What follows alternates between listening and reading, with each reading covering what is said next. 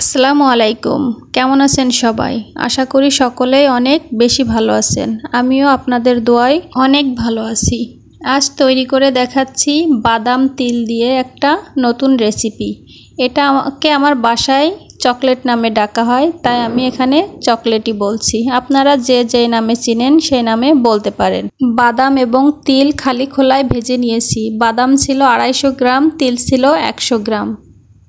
তারপর সুন্দর মতো খোসা ছাড়িয়ে রেখে দিয়েছি। এবার একটা প্যানের মধ্যে নিয়ে নিচ্ছি 2 কাপ চিনি আর হাফ কাপ পানি। এটা আমি খুব ভালো মতো জাল করে নিব। 1 তার 2 তারের কোনো বিষয় না, এটা জাল দিতে দিতে আপনারা বুঝতে পারবেন। 3 থেকে 4 মিনিট জাল দিলেই কিন্তু এটা হয়ে যাবে। তো দেখুন আমি বাদাম আর তিলগুলো সুন্দর মতো খোসা ছাড়িয়ে নিয়েছি যতটুকু পেরেছি। এবার ভালো করে চিনির শিরাটা করে নেব।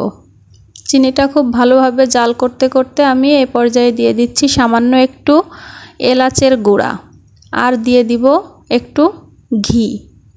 এই দুইটার ফ্লেভারে এই চকলেটটা খেতে অনেক বেশি মজা লাগে। তো দেখুন আমার জাল করা কিন্তু অনেকটাই হয়ে এসছে। এই রেসিপিটা তৈরি করতে কিন্তু খুব বেশি সময় লাগে না। তো এর মধ্যে এবার আমি তিল আর বাদামগুলা ঢেলে দিব, দিয়ে নাড়াচাড়া করলেই কিন্তু হয়ে যাবে। আমি এখানে সামান্য একটু ঘি ব্যবহার করেছিলাম, সেই ভিডিও ক্লিপটা হয়তো ডিলিট হয়ে গিয়েছে, আমি পাচ্ছি না। যাই হোক, আপনারা একটু ম্যানেজ করে নেবেন। তারপর একটু নাড়াচাড়া করে আমি এটা নামিয়ে নিব। আমি এটা স্টিলের একটা ছড়ানো প্লেটে নামাবো, যাতে করে নিচেই কোনো তেল ব্রাশ করা লাগবে না, ঘি ব্রাশ করা লাগবে না। স্টিলের প্লেটের উপর রাখলে এটা এমনিতেই জমে ছাড়িয়ে যাবে। তো আমি একটু সমান করে দিচ্ছি, সমান করে ঠান্ডা হওয়া পর্যন্ত অপেক্ষা করছি।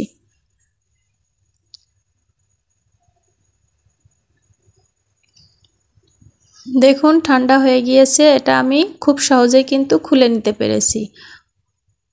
যেহেতু স্টিলের প্লেটে করেছিলাম এই কারণে দেখুন খুব সহজেই ছাড়িয়ে গিয়েছে। এবার এটা আপনারা চাইলে যে কোনো শেপে কেটে নিতে পারেন। আমি ছোট ছোট টুকরা করে ভেঙে নিয়েছি। আমার বাচ্চা এভাবেই পছন্দ করে। তো আজকের মতো বিদায় নিচ্ছি। আপনারা সকলেই ভালো থাকবেন, আমার জন্য দোয়া করবেন। সবার জন্য শুভকামনা। আল্লাহ হাফেজ।